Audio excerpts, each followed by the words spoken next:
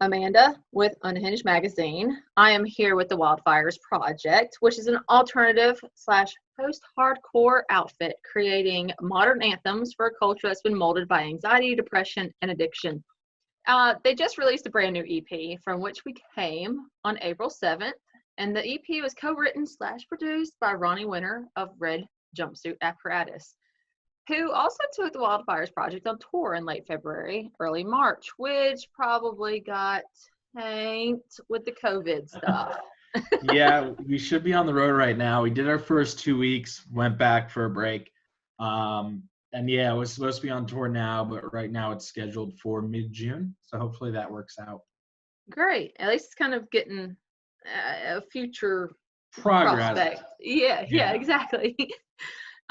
Okay, so Open Heart, Closed Casket, the second single from the band's upcoming EP from which we came. Tell us the meaning behind the song and what inspired that song. Yeah. You say I did this to myself. You play me a little too well.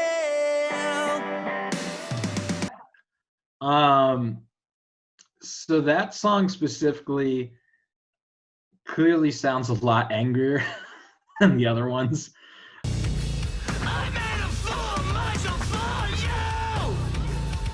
I did everything I had to do. Because it is, while most of the songs talk directly about some sort of mental health or situations that could lead to that, this song in particular is more about how it kind of goes back and forth between blaming yourself for something that happened in a relationship, but then realizing it was all because of the other person.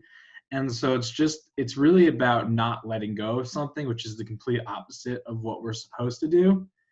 But it struggles with the emotions between anger and affection, I guess you could say. I gotta let go, but I never had a chance to. That hard line to draw on how far do you fight for what you want versus just realizing things. Yeah. Yeah, that's what I gathered from it. But and that was a great situational song. It's like a lot of people. It's about toxic relationships, I guess, is the easiest thing I could have just said. Exactly. I'm really good at knowing what I want to say, but I never know how to say it. And then my brother just takes the few words I give him and he explains it to people. So how did that happen? I was working at a production house in LA, and I was working on a show that was kind of shady, and the way they were doing their business was shady. And I had this idea, and my friend was like, you shouldn't bring it to them because they're going to ruin it.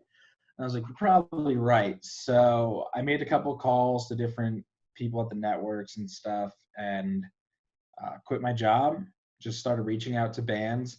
A lot of the driving force behind it was how I knew when we had started out musically, a lot of people don't give you an opportunity unless you're paying them, whether it's touring or things like that. So my goal was to give people the opportunities I didn't have without charging them. So everyone who's on the show, they don't have to win a contest. They don't have to pay anything like that. I find the bands, bands submit, but it's really just a personal project of mine that I've been enjoying doing. We've had a lot of great doors open for it. So we were supposed to be filming now as well. So now I got to rearrange that. And, but yeah, it's a lot of fun. I enjoy it. And I got to have a lot of my own childhood dreams come true. I mean, that's where I met Ronnie. I was on the show, and it's interesting because when I was in high school, I guess when I was like 16 or 17, so at least 10 years ago, I had given him my first record at the time. We gave the band the record, and now 10 years later, he's actually writing the record with us. And it's very interesting how everything worked out. It was very simple. He was on the show. He performed with us on the show, called me up, asked about doing the record. We did the record. He called me up asking about the tour. We did the tour. Their drummer lives in my town, so we've been writing music currently. We're doing a cover of a song that we're really excited about right now. So the artwork for the EP from which we came. Yeah. How did you choose your artwork? Like, was that just a random, or is it someone personal, or? So my brother's actually he's a graphic designer. He's always designed all of our merchandise, all of our records, with the exception of one that I did just because it was a personal thing. But the artwork, because a lot of this record,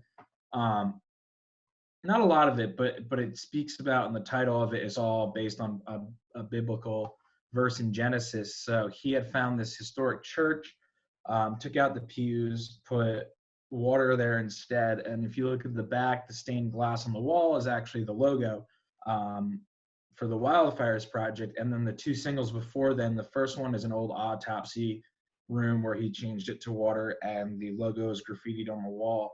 And then the second single, Open Heart, is in a graveyard with an angel, and then the logo is on a gravestone in the background. Is there anything that you want to tell the fans with the upcoming changes of everything and what's going on, what the plans for the future are, what's happening? Yeah, so obviously we just released this record, so we're excited to see how it does. It's already getting a lot of great reviews, which is nice. Ideally, we'd be able to put out a music video, but the fact that we're all inside has kind of put a pause on that for now, but hopefully we'll have that by tour in June, which if you are on the West Coast, we're doing a lot of California dates, and we're playing in Phoenix as well. Probably now I'm just going to keep in my room and probably put up some acoustic videos of me playing the songs. Nothing too fancy. I have a nice camera, but I'm not good at using it, and editing just takes too long. So I'm just gonna do a one shot. People like it or people won't. But right now it's just, I think for a lot of bands, just finding new methods to connect with people. We don't know how long this is gonna last, so people are trying to find new social media ways, new live concerts, which is all pose now different issues because now everyone's fighting for attention in the media space. So it's a different time, and we have to adapt. It's a sink or swim scenario.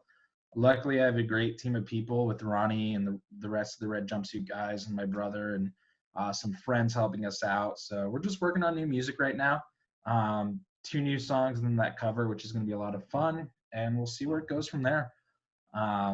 Definitely a lot of work to do though.